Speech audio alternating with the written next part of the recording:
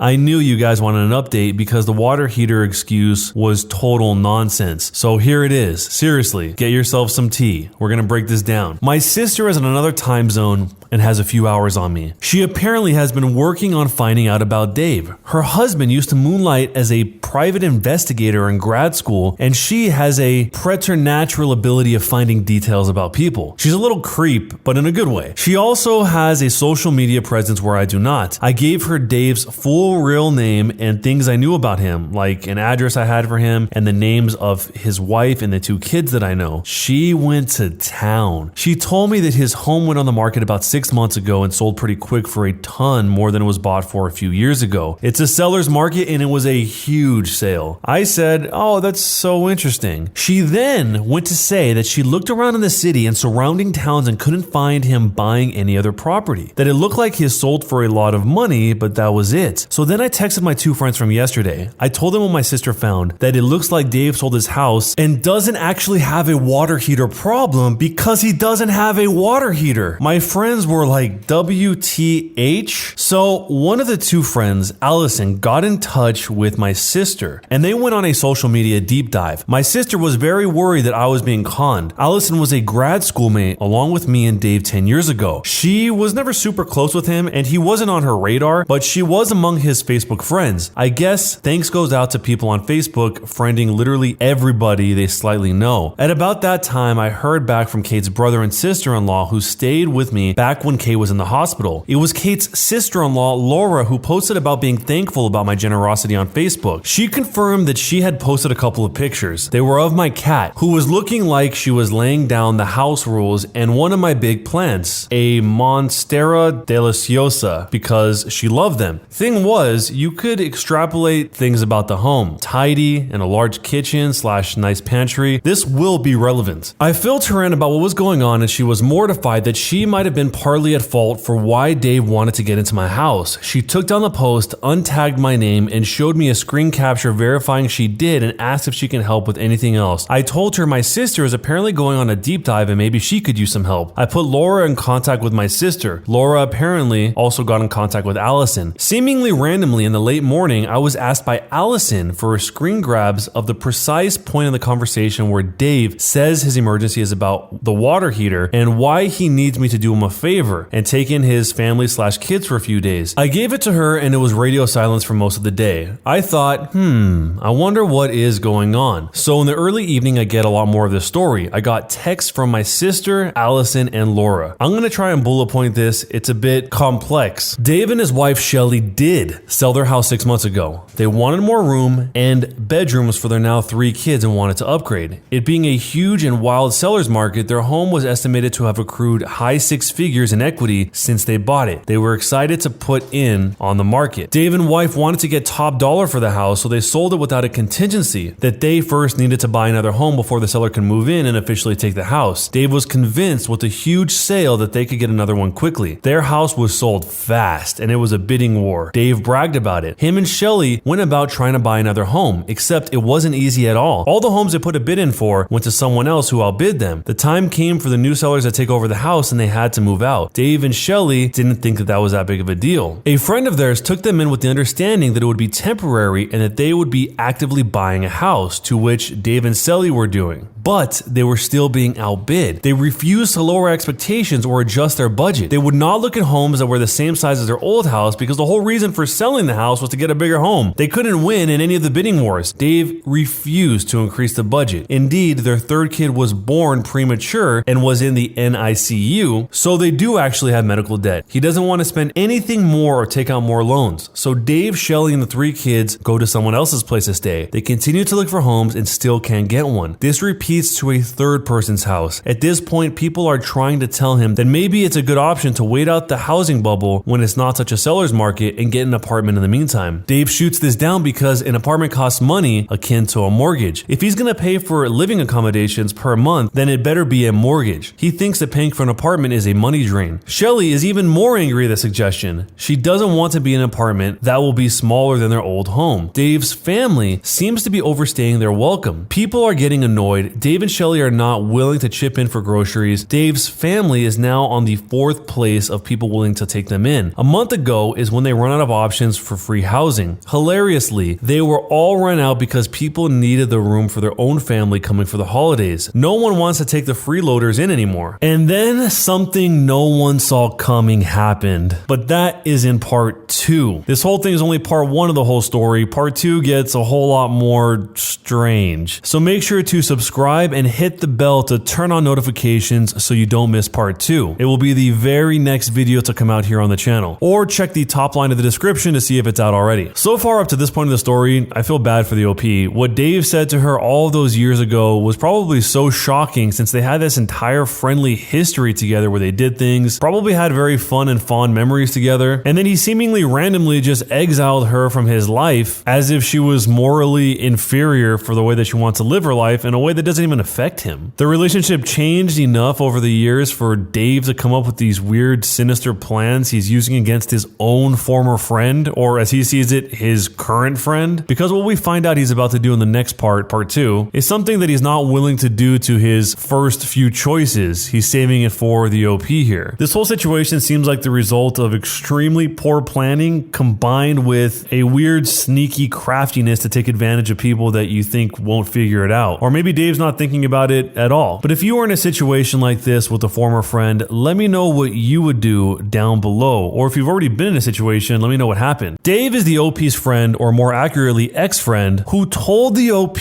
that he couldn't be around her because she was a bad influence in Dave's life. This was obviously very hurtful to the OP because they had a long shared history together. They went to grad school together. They had a bunch of good memories together. But now, years later, after telling the OP that she was a bad influence in his family's life and didn't want her involved, Dave is asking to move his entire 5-person family into the OP's house because their water heater supposedly broke. It turns out that the water heater was never broken at all because there was never a water heater to begin with. Dave's actual plan was finally about to be revealed. So here's what happened next. First off, his wife is named Shelly. Shelly's a school teacher in the city, and because of that and that the kids are back in school, they really need to stay in the city. But their only other options now for free housing are Dave's brother, who lives about 2 hours away, and Shelly's parents, who live about 6 hours away. Neither is a good option for Dave and Shelly's jobs or their kids getting to in-person classes. So Dave and family needed housing ASAP and booked a hotel. They're really upset about it because their kids are loud and the hotel staff is harping on them to be quieter. Dave and Shelly complain about how they hate living out of a hotel, how it is unfair that they can't get a house house with all the money they have. To be clear, they have more than enough money to skate on living in a hotel, which is still way pricier than renting an apartment. Dave likes the idea of the hotel because it's not signing a lease. They can leave anytime and they have maid service. Shelly goes all, poor me, because she says that the kids are so sad that they don't have a backyard to play in. How being in a hotel doesn't let the kids be kids. Here's a slight segue. Allison goes back in Shelly's post and finds a situation in which she and a gaggle of her friends are talking not so nicely about me. It's a situation that happened at the start of the pandemic. It was back when people started to freak out and buy all the toilet paper. People also bought a lot of food things before they could be restocked because of panic buying. A person I used to go to graduate school with and was friends with got in touch with me to ask how I was holding up. I thought she was contacting me to offer support and be nice. Her motivation was to get me to give her my food. I've had a chest freezer and a wall stock pantry for a long time. Having a working pantry is something that got passed on to me from my Oma, which is my grandma, who survived World War II. My mom did it and now I do it. Well, this friend, who was seemingly sweet to me, knows I have a decent amount of food. She said she needs me to give her some of my food because I don't have any kids to feed. She said her kid is a picky eater and I probably have a bunch of frozen chicken to spare. I was impressed by the audacity and told her that if she was desperate for food, that there is a food bank to go to. I am not going to just give her my food because her son is picky and only eats her homemade chicken nuggets. It's not a food shortage, it's panic buying. If she gets to the grocery store early in the morning midweek when they typically restock, she'll easily get chicken. She told me that I'm selfish. Apparently, she took this to social media to talk behind my back with others who were spouses of grad school friends. So with that in mind, back to Shelly's post. Shelly supports the woman who tried to get me to give her my frozen chicken. Shelly also considers me selfish for not helping out a mother. She says it's really weird for me to keep so much food around when it's only me, that I obviously have problems. If you guess the "you're a bad influence" must have been a seed planted by Dave's wife, I think you are correct. When Laura posted about my generosity of them staying a couple of days before they found a long-term hotel situation while Kate was hospitalized, there was some comments made by Shelly about how nice it was for me to do that, sweet as can be, and that my home looked amazing. This web of friendships is seemingly complex, but basically it's a lot of people who knew each other from grad school. Grad school was tough and we all let off steam by organizing vacations before most of us were married or had kids yet. I always invited my close college friends who stayed in the state to the group vacations where we'd all pitch in and rent out lake houses or cabins at ski resorts. Again, recent posts have Shelly going all, poor me, because she says that the kids are so sad that they don't have a backyard to play in. How being in a hotel doesn't let the kids be kids. Then there's a weird Shelly post 2 days ago that sounds like her family has found a place that's so cute and her kids will be able to get out of the hotel situation. She says it has a great kitchen for her kids. Cue Dave texting me yesterday asking me, after no contact for 3 years, that he has broken a water heater and needs me to take in his family for a few days while it gets fixed. Well, obviously at this point you all know that I told him no. Well.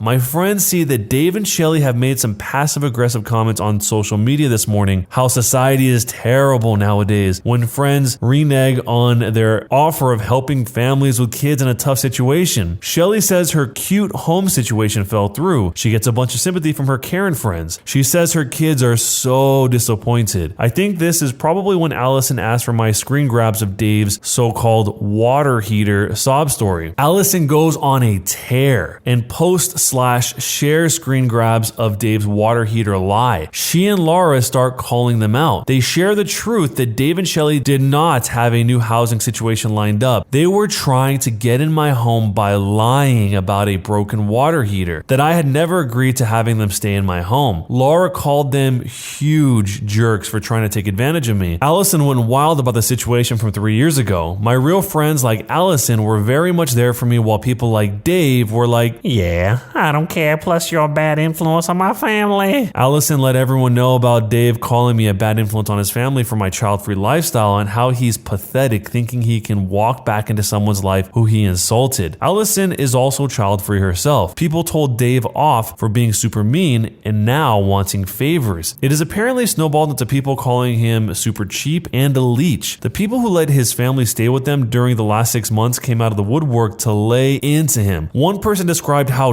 dirty Dave's family was and how it was insane how much extra cleaning they had to do, that his kids had no manners. They terrorized their dogs, and it was awesome when they finally left. People expressed anger that they were trying to pull one on me and then tried to make me out to be the bad guy on social media. There were people that I hadn't talked to in a long time who told him that I was a good person, how I helped them in grad school for random things and that I didn't deserve this, which was really nice to hear. Some related how I've helped people get jobs, something more than Dave has ever done. I'm very involved in the grad school networking community, and I like sharing job opportunities and wisdom about finding scientific jobs and mentoring. Dave's own brother said that he was disgusted by this behavior. He remembered how much I helped when their mom passed away. He said their mom would be rolling in her grave if she knew how he was treating people. My sister ended up getting me to Zoom with her and screen shared her monitor to show me what the hoopla looked like. Maybe this is why I never actually got a single message from anyone about not letting a family into my home. I was expecting flying monkeys. I never got them. But my God, the schadenfreude. Dave told me he was going to put me on blast on Facebook and ends up blasted himself. How stupid. How incredibly stupid. I had the text of him lying about that water heater. He must have thought since I wasn't on social media that I'd never be able to tell the others he was lying about a water heater or know that he was currently enjoying hot hotel water. I feel like I dodged a nuclear-tipped missile. I had to pour myself a drink after work and really think about all of this. After thinking about it and considering all the context, I believe Dave and Shelley were going to try and squat in my house. He did go off when I mentioned the 7-day rule where people get tenant rights in our states. I knew it was fishy. I'm thinking he was a cheap guy who didn't want to pay more money for a hotel. He still didn't want to find an apartment. He had exhausted all in-city free housing opportunities with friends. I was a last-ditch effort. His wife peripherally knew that I was amenable to guests. She also knew my home was nice and that I had a ton of food for her kids to eat. They had a reputation already for eating people out of their house and home. If they stayed with me for a week, they'd be tenants, and I'd have to spend time kicking them out. With the courts as they are, it probably would have taken months to evict them. Much easier to run a scam on a single person and push them out of their own home than try and do the same thing with his real friends, who already have kids and not a lot of ample space. He was only looking for free housing so he'd be able to put every penny he had into his goal of buying a 4+ bedroom house with all the money he got from the sale of his old home. I don't know for certain, but that's what makes sense. So I sent him one last text. I unblocked him and I sent him this before reblocking his number. Hey Dave, so I found out you were lying about that water heater. You don't even have a water heater. You're living in a hotel while sitting on a huge pile of cash from selling your old home. I think it's really awful of you for lying to me and trying to get into my home to leech off of me, especially because you destroyed our friendship when you called me a bad influence on your family. I didn't tell you back then, but I'm telling you now that you are trash. Your mother would be ashamed of you. I see it's all a projection because you are the bad influence, not only on my life but on the lives of others. If you really believe that I was a bad influence, you never would have tried to get your family into my home this week. But if you still think I'm some sort of bad influence, then you don't have to worry about me helping you out or granting any sort of favor in the future. I'm gonna keep my bad influence far, far away from your family. Oh, and Shelley sounds like she's become a real treat. The last thing I will do for you, because I'm not a monster, is to say that you need to do your duty as a husband and a father and pay to get a stable apartment for your family. Stop playing these freeloader games. Here's a link to our local Craigslist housing page. I'm sure you'll find something. Oh, and hope to see you at the next non-Zoom alumni event. I'm sure it'll be great to catch up in person. So, it's done. I said my piece. As many other people pointed out, something else really was going on. It wasn't as straightforward as it sounded. I feel really sick right now how someone could think about doing this to me. Also, feeling kind of sick thinking about the idea of letting them into my home. That would have been a nightmare. There's actually one final update to this whole situation, fast forwarding way into the future. I thought many of you would like to hear this small update. I hosted a small child-free Friendsgiving, and some people who have social media posted pictures of the food spread on social media, on Facebook. My Friendsgiving was for people who weren't able to see their family for Thanksgiving, don't have a family, or don't like their family. There was merriment, music, cats in laps, Cards Against Humanity, and food babies. On someone's post of the spread, I was told Dave came into that thread and wrote how upset he was. Why was he upset? Because I let people into my home, but I couldn't let his family into my home. Cue the eye rolling that would qualify as cardio training. He tried to say that I was a bad person for for reneging on hosting his family in my home, and that they are still stuck in their hotel situation. How they don't have a real home to be in for the holidays. This guy. So I was told people chimed in and put him in his place in various ways. First off, I never offered or allowed them into my home. He used a big lie about a broken water heater to get access to my home. Secondly, his kids weren't stuck in a hotel room for Thanksgiving. He posted pictures of them at his wife's parents' place where they all went. And thirdly, someone brought up that he had been insulting me for years behind my back, and why would someone who was a target of his insults want him in their house? Apparently, he's still going on to anyone who hears his screaming in the void how I was a terrible person for not taking in his family during their time of need. His wife is calling me a stupid bee who doesn't know what it means to be a mother. How, if I was a mother, would I be a better person? She hates that I have a home to myself, and how having a Friendsgiving and letting other people into my home is just increasing the pain that I've caused them. Both Dave and her think that I had a Friendsgiving on purpose to spite them and rub it in their faces that I have my own cozy home during the holidays. Yes, this is exactly the kind of stuff that gets you invited into other people's homes. You know how people love to hear how they're stupid bees. The whole water heater lie situation was discussed at Friendsgiving. Some people saw some of the social media fallout and were like, WTH? Everyone has been like, what is wrong with Dave? The consensus is that Dave can't be handled being told no. He's a 39-year-old guy who was just always able to get his own way. He found a wife who was like him, and it has made him worse personality-wise. It's not necessarily the house situation, it's more that he was called out. He's deflecting his own embarrassment and doubling down. He refuses to acknowledge that he lied and tried to manipulate someone. I also just learned the term vague booking. He's using his social media to vague book about child-free people being terrible people and how they, quote, hate kids and want them to suffer during the holidays. Apparently, he's still refusing to just get an apartment with his pile of money from his house sale. Friends have said that people are telling him to cut the crap and focus on his family rather than spending the energy complaining about the mess he got into by lying. He's just spamming their posts with tales of woe. My petty side wants to unblock him and issue another text telling him that his actions towards me over social media have not gone unnoticed by many people. I don't know whether I need to tell him to cut it out or I'm going to have to pursue some sort of harassment suit. Frankly, I have no idea about the law regarding this and if it meets a standard of slander to libel. My brinned and berry glassed turkey must have looked pretty good to set Dave off like that, like an overheating water heater. It looks like the vast majority of the advice is to keep Dave blocked and not engage. Just let friends silently screen grab anything pertinent to me that is mean or defamatory. Dave probably wants a reaction, so I won't give him the satisfaction. But what do you think I should do? So going way back to the very beginning, the OP was actually suspicious about Dave's whole story because the OP thought that water heaters shouldn't be broken that long. But when I first heard that, I didn't think anything really was suspicious about it because I have heard of situations and been in situations where a water heater has stayed broken for a while, not because they take a long time to fix necessarily, but sometimes it's just hard to get somebody to come out and check it out if you don't know how to fix it yourself. But in this case, the OP's intuition was completely correct. Not only did she call that whole water heater situation to be phony, but also assume that Dave had something else up his sleeve, and if he was really trying to get in order to occupy her house via tenancy laws, that is wild. I've heard some crazy horror stories about Airbnbs being in situations like this, and maybe we'll do some of those stories in the future if you guys are up for that. Having to deal with that situation would be horrible. How are you going to physically remove 5 people from your house when you're the only one there and you have no backup unless your friends come to help you, and then it turns into a huge altercation? That seems like a real recipe for disaster. I'm assuming what they probably would have done, Dave and his family, is that they would just stay there for a year or more waiting for the housing market to go down and being able to live for free. Or maybe they just would have tried to stay there forever and then bought the house, rented it out, made all the money, and then continued to live there for free in their house until karma came to hit them and somebody did that to them in their house that they bought. It's good to hear that the OP has enough friends in her life that she's able to have people look out for her on social media to let her know what's going on or to know enough about the situation to actually give her the information she needed. Otherwise, she might not have been able to figure out what Dave was up to this entire time and what the real plan was. I'm kind of curious what Dave would have said back to her if she hadn't blocked him when she sent him that original text message. But if you were in this situation, would you have handled like the OP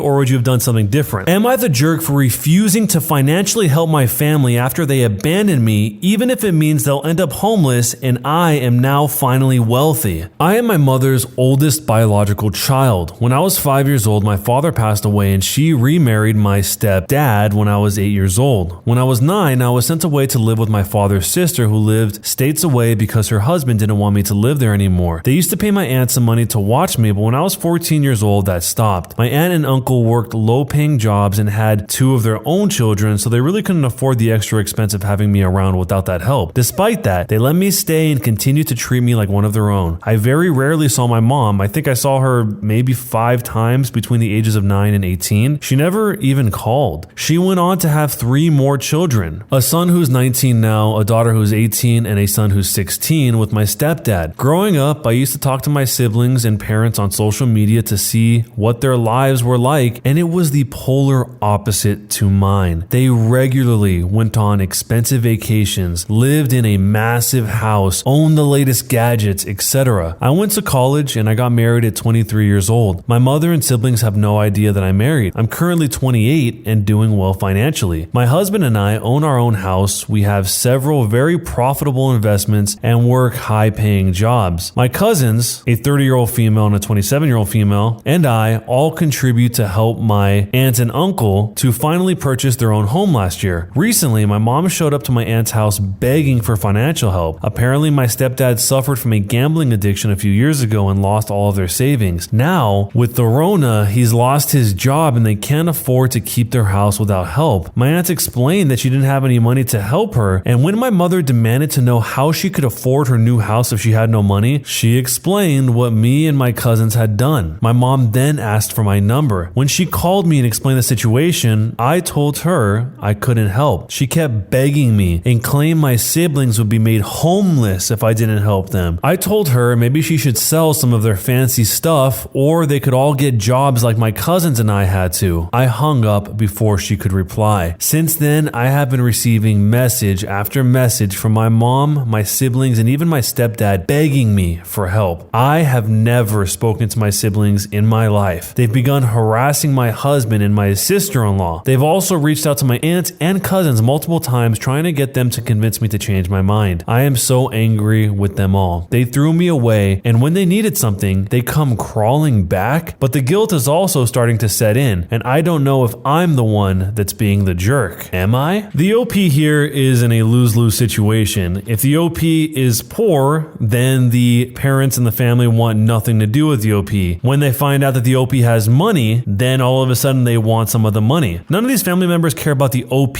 herself. They just want what they can get from her. The money just changed what direction the negligence came from. There's a Seneca quote that says, "For many men, the acquisition of wealth does not end their troubles, it only changes them." And that is exactly what happened here. Making more money didn't make her family suddenly love her more. It just changed the way that it looked. One of the comments brought up a concept called adult adoption. I've actually never heard of this, and a few people are recommending that the OP looks into it because in these circumstances, depending on where the OP is, it can affect inheritance.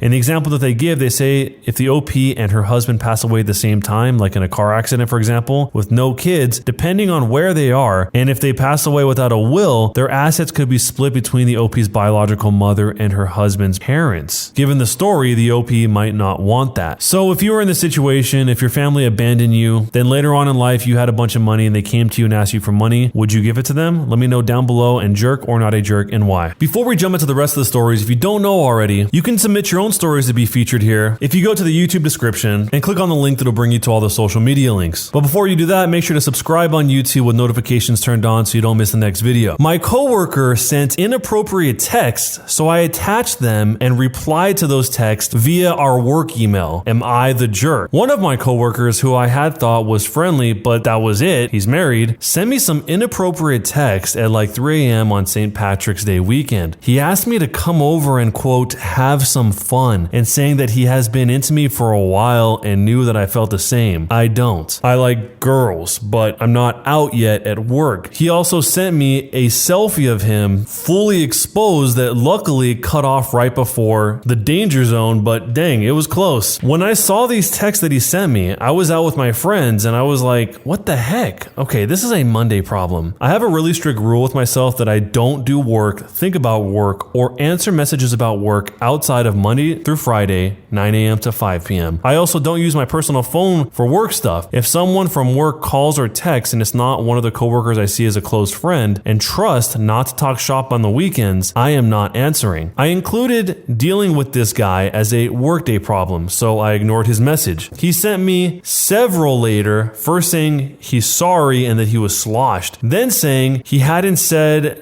how he wanted to, but he was still into me and he had a feeling that I felt the same. On Monday, I wrote him an email on the work email saying, "Hi coworker, I'm writing to follow up on your message from the prior several days. See attached. Please, only contact me through work channels during regular business hours. I do not use my personal number with colleagues. Additionally, I found the content of your messages unwelcome and inappropriate. Please contact me regarding work. Signed, me." I didn't send this email to HR, but I did do a blind CC to my personal email so I'd have a copy just in case. And he got really mad. He texted me back saying that I had crossed a line, attaching his picture to a work email. Was I trying to get him fired? I screenshotted that text too and attached it to an additional email saying, "As per my prior email, please only contact me about work matters and only on my business email or Slack." He stopped texting me but came to my desk to speak to me, and before he said anything, I asked, "Is this a work question?" And he said I knew what it was about, and I said I wasn't available for a discussion at the moment. If he did need to meet with me for a work matter, could he please schedule a meeting on the calendar and include a brief on the topic ahead of the meeting? He walked off. I feel like I was a bit of a jerk in dealing with it the way that I did.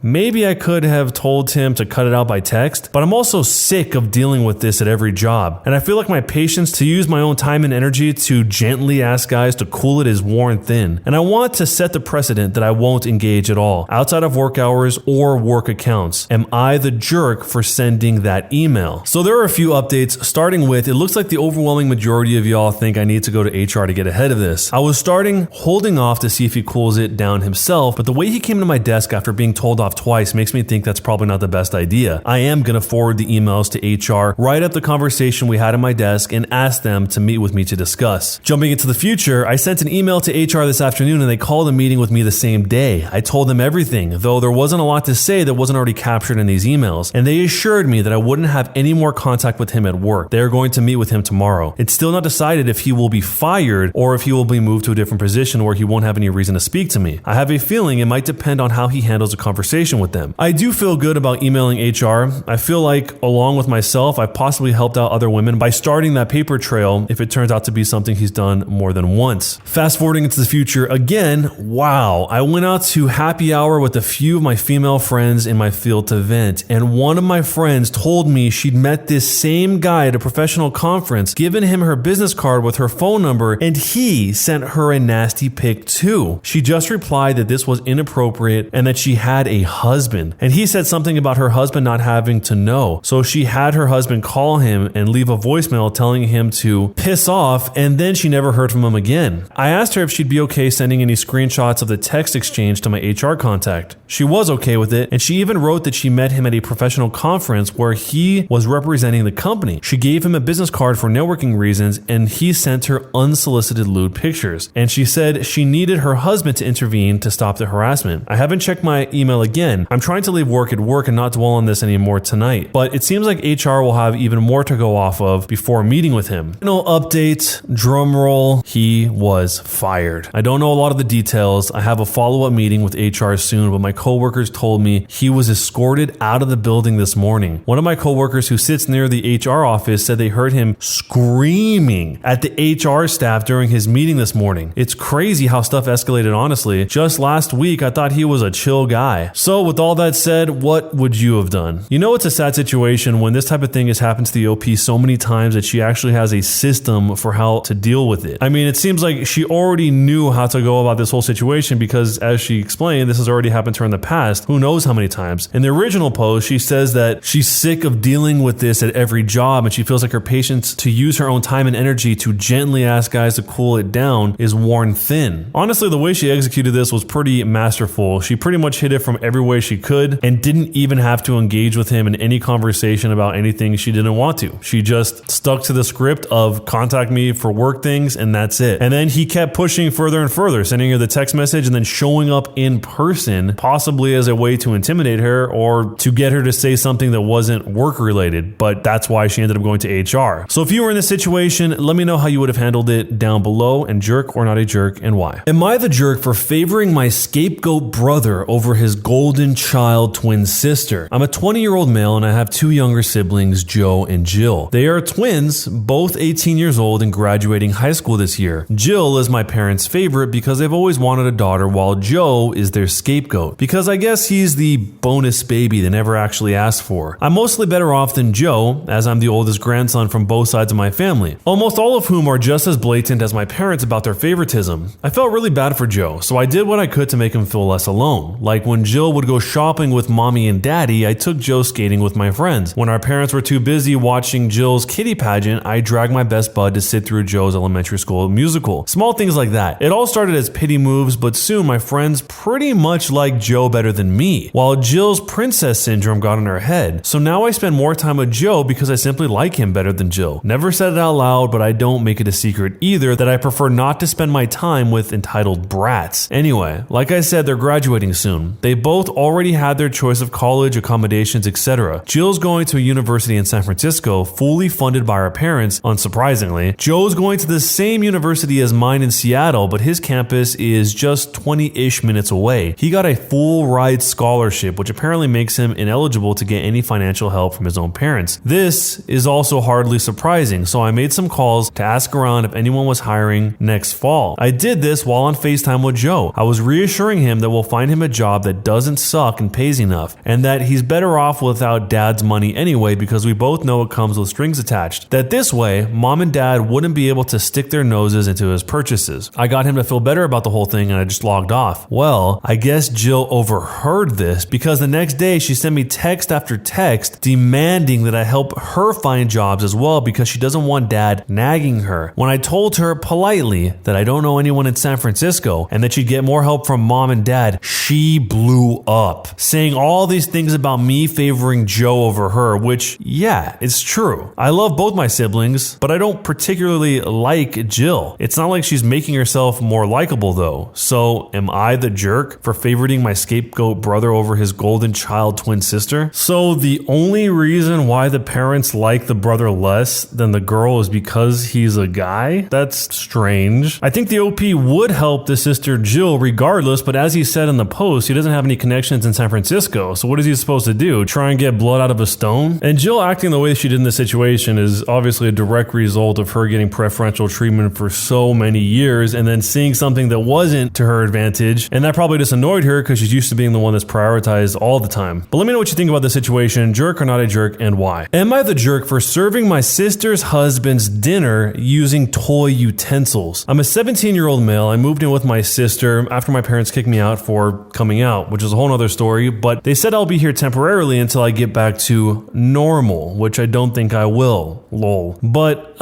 anyway, so I moved in with my sister and her husband about a month ago. For your information, she does everything around the house. I started helping here and there as well as looking after a 2-year-old niece, and now she's 6 months pregnant. My brother-in-law does nothing because he's the breadwinner, as he claims, but in my opinion, he's taken it a bit too far. For example, he'd tell her to start his laundry once he takes off his clothes, put dinner on the table once he's home, get the shower ready, and so on. They fight a lot because my sister is exhausted and burnt out. I usually put my headphones on and mind my own business, but 2 nights ago there was a lot of commotion once he got home, so I went to see what the issue was. It turns out my brother-in-law was complaining about dinner and my sister was too exhausted to get up. I mean, the dinner was already cooked, but he wanted her to put it on the table for him. I told my sister I'd do it, but instead of using their kitchen utensils, I used my niece's toy utensils, like a toy cup, a toy plate, a toy fork and knife, and a tiny little napkin. I put the food on the toy plate and the drink in the toy cup while my brother-in-law was in the shower. He then came into the kitchen and sat down and stared at the plate for a few seconds. He then looked at me and asked what the heck was this and whether I was joking. I told him if he wanted to act like a helpless child, then he might as well get treated like one. He began yelling and my sister came inside. He then threw the napkin on the ground and stormed off, saying I disrespected him and that he'll let my parents know about what I did. My sister saw what I'd done and started laughing. I went inside my room, but the argument did not stop. And now he's expecting an apology for me meddling in his marriage and pulling this stunt on him. I could be the jerk for this, but I was just so mad for my sister and also sick and tired of being sick and tired of the nightly fighting over dinner. So, am I I the jerk for serving my sister's husband's dinner using toy utensils? Yeah, so that actually is funny, but it probably should have been obvious that was going to make the situation way worse, because now the husband feels like he's being teamed up against when he's already defensive as it is. And maybe he wouldn't have necessarily thought that, but as soon as you say if he wants to act like a helpless child, then he might as well get treated like one. It seemed like there was a small little out where he could have said, yeah, I was joking, because he asked him whether or not he was joking. In situations like these, it's clear that the OP wanted some sort of confrontation, but if he wanted that, then why not just confront it directly instead of doing it in this sort of funny, mocking type of way? If what he wanted was the outcome to be that the brother-in-law would stop acting like this, he probably would have talked to him directly if he wanted that to actually happen rather than this whole scenario. But let me know what you guys think. Jerk or not a jerk, and why for serving the dinner with toy utensils? My parents declared me legally dead so they could drain my bank account and steal all my money. Make sure to subscribe on YouTube and hit the bell to turn on notifications. I'm a 48-year-old male. My dad is 80 years old and my mom is 78. My parents made the first polite request for reconciliation after too much stuff has happened, including them declaring me legally dead. I'm not used to them accepting my choices or showing respect, and I'm unsure how to deal with them or if I should talk to them at all. This story began over 30 years ago in Germany. I had just turned 16 years old and I was accused of stealing a neighbor's car and wrecking another neighbor's fence with it while running away from the police. I was sloshed when the police picked me up, which is legal in Germany. I proclaimed my innocence, but nobody believed me. I was convicted and sentenced to 500 hours of community service because I was unrepentant. My parents used it as a tool to take away my time with my friends. They got a judge to agree that I had to work Fridays and Saturday evenings at the THW, which is an organization that will provide disaster relief and sometimes soup kitchens. I also lost my license for mopeds, and I could not get a driver's license until I was 20 years old. In addition, when I finally wanted to get my license, I would have to pass a psychological test. Also, the money that I had saved for a car, around 10,000 marks, was used to pay for the damages. Sadly, it worked. My friends soon lost interest in me because I was not available to party during the weekend. Also, we were very vehicle oriented and I was destined to be a pedestrian for 4 years. An uncle of mine led the local THW and conveniently lost my timesheets for work done at the THW, which forced me to work there for 14 months. In total, I did more than 900 hours. The time there did teach me quite a lot, and it was interesting work, which I probably would have liked if I was not forced to do it. My parents told me that they were doing it for my own good, to save me from my friends, and that they had asked my uncle to keep me there longer so that I would be forced to take responsibility for my actions. That time ended as all things do. I left unrepented and furious with them for essentially doubling my sentence. I was in great shape and did good in school, as I lost my friends and had no interest in acquiring new ones after seeing how fickle they were. Focusing on academics was an outlet that was not forced on me by others, and I enjoyed it. Then I found out who actually crashed the car. I told the police. My parents tried to get my sentence repealed. I tried the retrial proceedings and failed because my sentence was already served. The guy who actually did the deed was sentenced to only 100 hours of community service. At his trial, it came out that several people had known it was him, including my parents, who made him pay for the damages almost a year ago. They had put the money in a bank account which they told me I would get once I finished my education, school and university or apprenticeship. They also added 15,000 marks to the savings for the hours I had put in with the THW, which was a generous wage for a teenager. Still, I was furious with them because I would still have to wait till 20 to get a driver's license. If they had told me sooner, I would have gotten this sentence repealed. Also, they might give me $25,000 in about 5 years, but for now they had essentially stolen my savings, and they were not giving it back while they thought I was too immature to make my own choices. After a huge fight, I took my tent and I camped out in the woods. I was still going to school but not coming back home. After a week, they called the cops on me, which took the tent and forced me to go home. I was 17.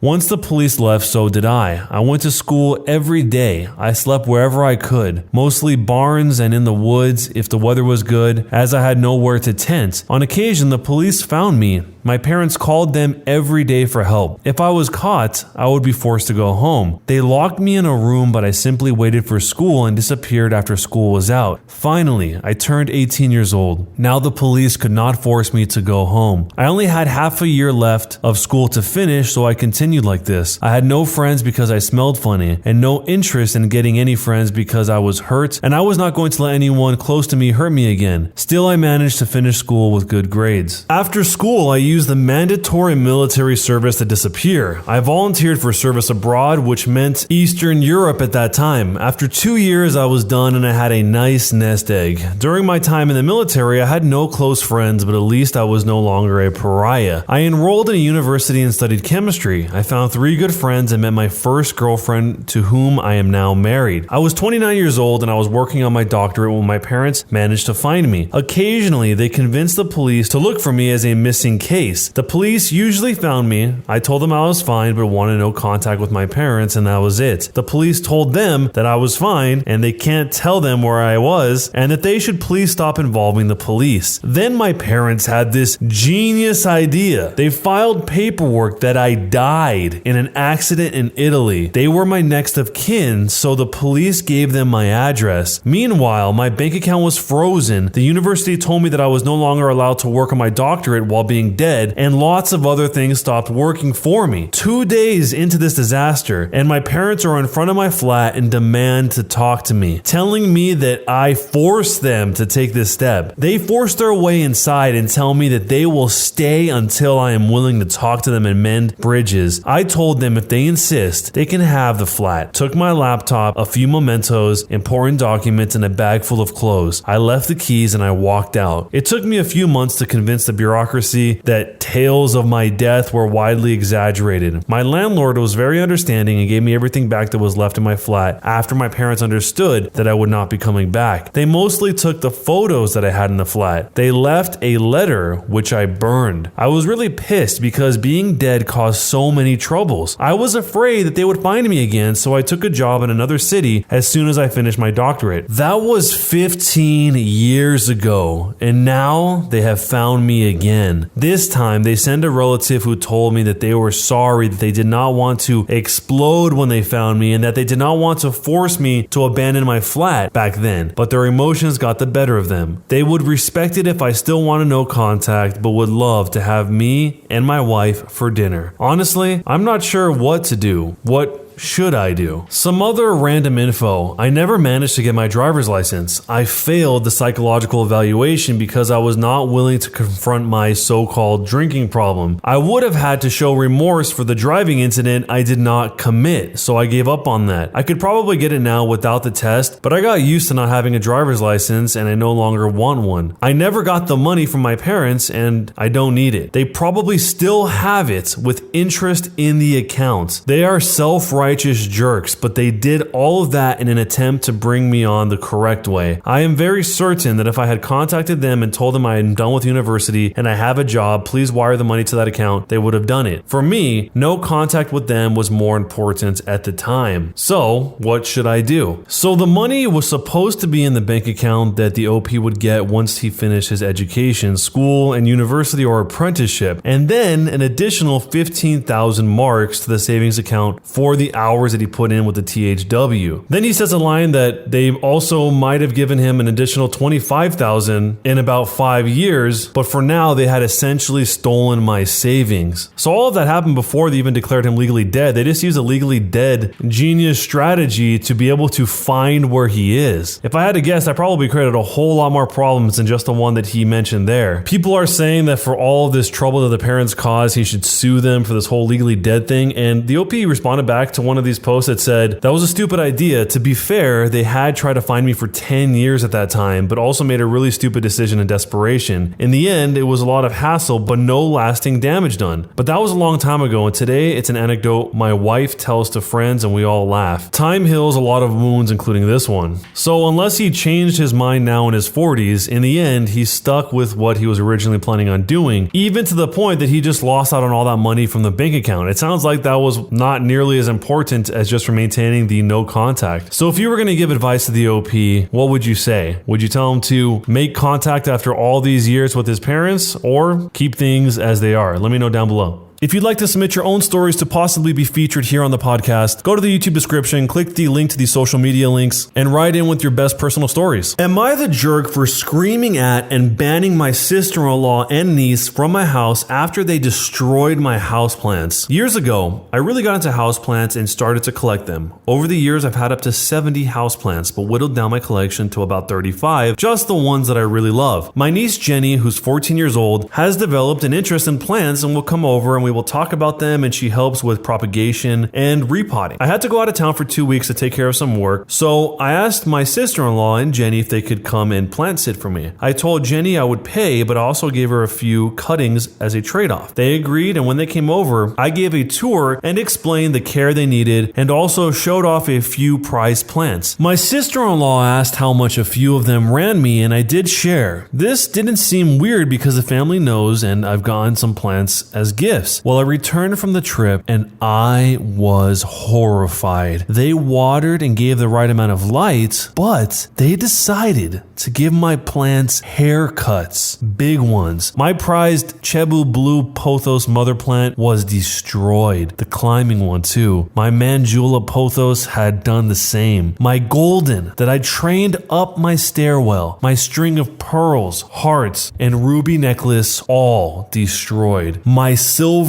philodendron destroyed. The worst was that my pink princess philo had been reduced to 2 leaves, and my albo monstera is down to 3. I don't think they got nodes necessarily. The plants are expensive and prized. I basically broke down, and when they came to meet me to give my key back, I screamed and screamed at them. Jenny started crying, saying I would give her cuttings, so she thought it was okay. I screamed at her to go home and get what she stole from me and bring it back now because she knew I didn't mean she could destroy my effing plants. My sister-in-law got between us and said, "What's done is done." I said, "No way. You are returning everything." And Jenny said, "Mom already sold most of them on Marketplace." I lost it. I just screamed and screamed at them until Jenny was crying and her mom got in my face and told me I was having tantrums over plants. I told her to get the F out of my house and don't ever come anywhere near me or my home again. I called my brother, my sister-in-law's husband, and he was shocked and said they told him I said it was all okay. He brought me the stuff she hadn't sold yet and apologized. I told him I never, ever want either of them in the same room as me again. They are horrible, awful, irredeemable people, and that I hope they both burn in hell where they belong. He told me he gets that I'm upset, but I'm taking it too far, and the family means not holding grudges. I told him to leave, and I cried for the rest of the day. I am posting because I need to know if I'm being over the top and if I'm overreacting. So, am I the jerk for telling them they are no longer welcome in my home and not even wanting them in the same room? This sounds more like a robbery. I mean, how in any way, shape, or form is Facebook Marketplace tied into this entire thing? That doesn't even make any sense. So she cut all the plants and try to sell them for profit? There's no way that you could spin that to be like, oh, I accidentally thought that you wanted me to give your plants haircuts. I didn't know. If it was just that, then the clippings would be off to the side or thrown away because there probably wouldn't be that many. But she sounds like she straight up butchered these plants in order to make a profit off of it, which is exactly what happened. When it comes to the question of how could the brother not know, the OP later on said that he noticed they were carrying a lot back home after coming over here, but my niece said, Auntie said it was okay, over and over again. I do know some people that have extremely emotional attachments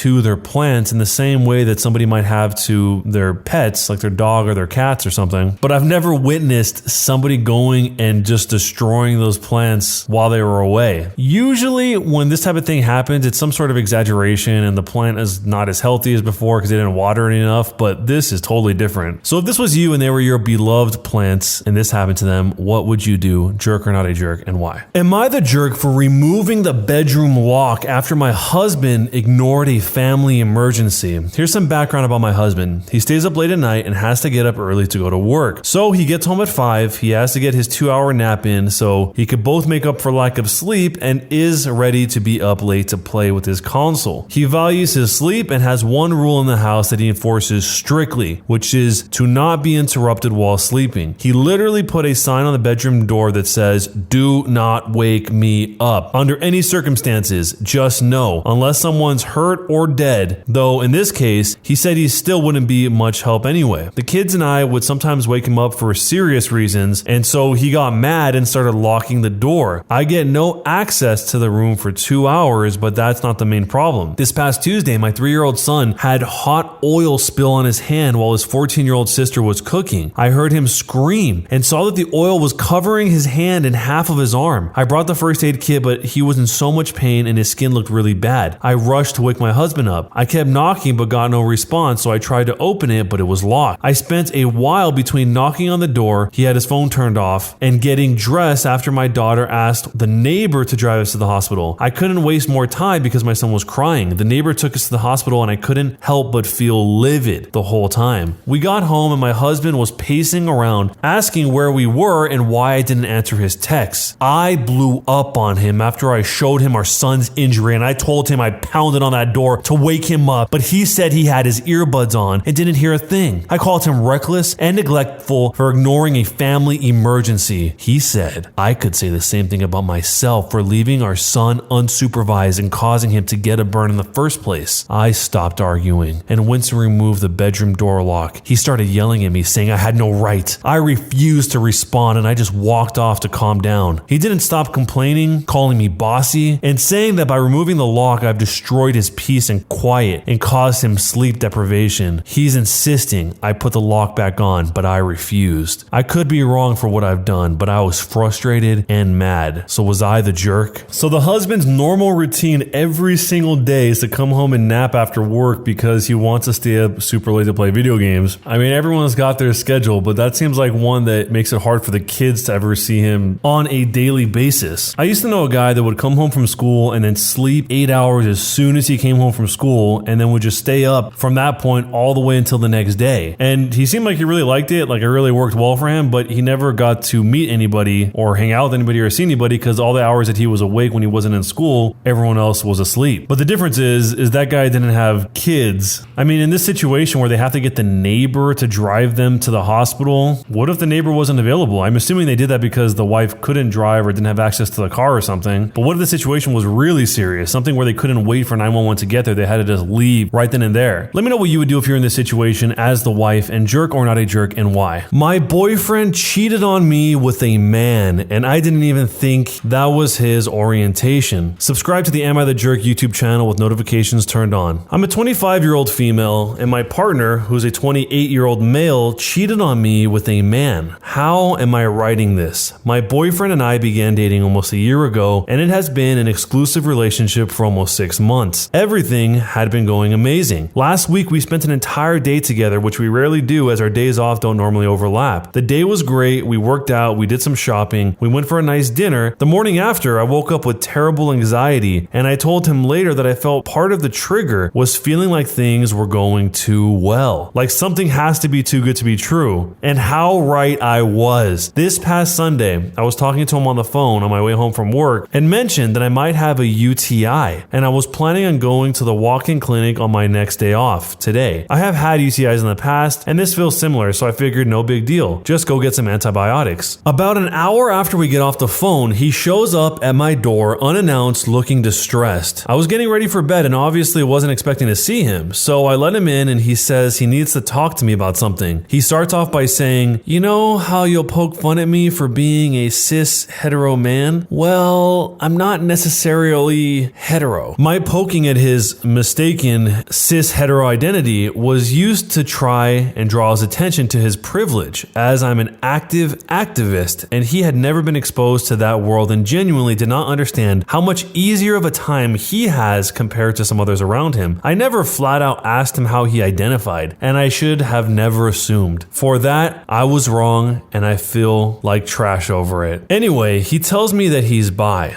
I could not care less. But then he says, about a month ago, he hooked up with a guy and he thinks he may have given me an STD. Me telling him that I have a UTI freaked him out and forced him to confess. I just stared at him blankly and said, so you cheated on me? And he replied with, well, yeah, I guess. As if he thought because it was a man, it wasn't cheating. At one point while telling me what happened, he used the word experimenting. So I asked if he had ever been with a man before and he said yes. So I threw that back at him because at that point you're no longer experimenting, you know you're into it. This made him uncomfortable and I told him to STFU and he wasn't allowed to be upset when I accurately unraveled his sob story. He kept saying how it was a mistake, how he messed up and that he loves me, and I asked him if he would have told me if I hadn't told him I was experiencing symptoms. He said yes, he is also experiencing symptoms and said he was waiting to find out what he had from the doctor before telling me. So I asked if neither of us had experienced symptoms, if he would have told me. And then he says, honestly, probably not. I cannot believe any of this is real. I am so broken. All I've done is cry and vomit intermittently. My heart is non-existent. I am completely numb and constantly on the edge of a panic attack. I asked him if this other man had used protection, and he said that they did not do the full deed, that they had only been to third base. My final question for him was where he met this guy, if they were out at a club, on substances, or if he found them on an app. He said that they met on Grindr, so it was premeditated. He knew what he was doing. It was no accident. He had many opportunities to stop and not follow through, to think about me for half a second, about our relationship, about what it would do to me, about everything we've been through together, about how he was about to cheat on me, and he didn't. Are you ready for the kicker? Why am I not dropping him immediately? Well, I love him, but we also met through an app for people dating with STDs. We both have herpes. When I was diagnosed, I didn't think I'd ever have another fulfilling relationship, as every other potential partner I had disclosed this with ran for the hills. Nobody else would touch me with a 10-foot pole. I am 100% genuinely terrified that I cannot do any better than him. There's been a lot on my plate lately. I was displaced from my home a few months ago due to a fire, and currently I have no idea when I can return. I have been staying at a sublet and only have somewhere to stay until the end of January. The building management has told me that the tenants can expect to move back in early next year, but who knows what that means. He has held me crying over this multiple times. He knows the things I've been dealing with, and I absolutely cannot believe he did this to me. But now I am genuinely thinking about taking him back. It's the easiest thing to do right now. I don't have the capacity to go through a breakup right now. I don't think I'm strong enough. I'm at my limit. Is there any advice? Comments? Has anyone had their partners cheat on them and be able to work through it? This story was pretty heartbreaking for a few different reasons, starting with how she perceives herself and what she feels that she deserves based on what she has. Meaning the fact that she has to use a specialized dating site to find other people that also have herpes. She feels like she's not deserving of love or not deserving of being treated better than this, because the way that the guy talked about this made it seem like he didn't even understand that he cheated on her. He made it seem like it was just no big deal. And the fact that at the end of all of this, she's still considering staying with him is absolutely bonkers. And I think that really boils down to some sort of self-worth issue that has to do with this situation. I mean, she's in an unstable living situation. She's in an unstable situation to meet other people, but no one deserves to be treated like that in any situation, regardless of any of the reasons she gives here. One of the best comments in response said, whatever you have, herpes, a missing arm, no legs, etc., you are not less of a person. Just because you are not perfect doesn't mean people can walk all over you. Take your love for him and put that love into yourself. You deserve better, and you are looking for another person to complete you. You are a candidate for being taken advantage of when you look to others to complete you. Leave him. He put your life in danger. Run for the hills. You will find somebody. Get back on that app you met him on and find a person to love you. Your next disease may bury you, and you do not want that. Love yourself and never feel as if you are less. I think that's a really good way to put all of this. You don't have to feel like you are less because of this situation. And somebody followed that up saying, just because you both have herpes doesn't mean he won't cheat again and give you both something else. So if you were talking to the OP directly, what advice would you share with the OP? Let me know down below. If you'd like to submit your own stories to possibly be featured here on the podcast, go to the YouTube description, click the link to the social media links, and write in with your best personal stories. Am I the jerk for scolding my struggling sister when she gives us grief about adopting a baby? My sister, who's a 35-year-old female, and her husband, who's 37, have been struggling with infertility since they got married 12 years ago. They've tried absolutely everything, from medical to spiritual, but unfortunately nothing works. Now that she's approaching her late 30s, they're starting to look into adoption, but it's also been slow going since their financial condition isn't exactly stable from multiple rounds of fertility treatment that they went through. I can only imagine the struggle, and I sympathize with her, but the stress this situation is bringing her and her husband honestly puts a strain on our relationship. My husband and I, who are both 30, lost our best friends, Mason and his wife, Kate, 2 weeks ago in a horrible car accident. They left behind their son, Pete, who isn't even 2 years old yet. It was so sudden and so heart-wrenching, we're still grieving, which lowers our contact with a lot of people, including my sister and brother-in-law. Our main concern right now is ourselves and Pete, whose custody has come to us because we're both his godparents and actively engaged in Pete's life since his birth, and because Mason and Kate have neither left a will nor have immediate living relatives who can take him in. We've decided to adopt Pete as soon as we can stomach the process. My husband and I never planned on having kids, and even if we did, this is absolutely not the way we would want to go about it. This situation is far from ideal, but we're starting the adoption process yesterday for Pete's safety if nothing else. We broke the news to our extended families and friends, letting them know that my husband and I won't be very available for a little longer because of this. I know my sister and brother-in-law will have something to say about this. I'm prepared for a few heated text messages or voicemails. However, I didn't expect them to turn up at our doorstep crying about how unfair it is that we were given everything that they wanted and how we didn't deserve to be parents because we didn't go through what they had to go through. I've never seen my husband so angry before. He's usually very mild and gentle, but recent events have stretched our patience to the limits. We kicked them off of our porch, and I told my sister before she left that since our pain inconveniences her so much, I won't have her around me and my family at all anymore. I know she made a fuss about it, and now everyone has something to say to us. We've turned off our phones, so we don't know which ones are cursing us and which ones aren't. I know some did/are. My husband and I are both in pain and grieving, and we can't trust ourselves to be objective. Did we go too far? And originally, I didn't want to put this information in because I don't want everyone to point at it and say this is the reason we're not in the wrong. For the sake of disclosure, my husband and I are both men. No, this is not a case of H-phobia. My sister, for all her faults, was the first person to accept me for who I love, and I will not hear a single word about this in response to this situation. So, am I the jerk for scolding my struggling sister when she gives us grief about adopting a baby under these circumstances? This situation makes it hard not to take this personally from both perspectives. The sister probably feels like she was cursed after trying to have a baby for 10 years, and the process of having a baby paradoxically makes it more difficult for her to adopt a baby because she's financially unstable because of it. Because those fertility treatments, from what I understand, are extremely expensive, and they've done multiples of them. And not only that, but things outside of traditional medicine, like he says, spiritual fertility. So that probably just overrides what she would normally feel about her brother, the OP,